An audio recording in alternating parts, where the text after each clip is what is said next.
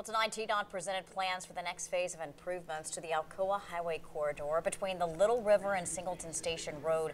TDOT will add one-way access lanes, on both sides of Alcoa Highway. This will improve safety by eliminating left turns across the highway and creating acceleration lanes for merging traffic. Teardrop roundabouts will improve access to homes and businesses, and a greenway will be paved along southbound lanes. That improves safety because you will be entering the facility at an angle, and it eliminates you coming in to the facility with high-speed traffic approaching you when you're at almost a dead stop.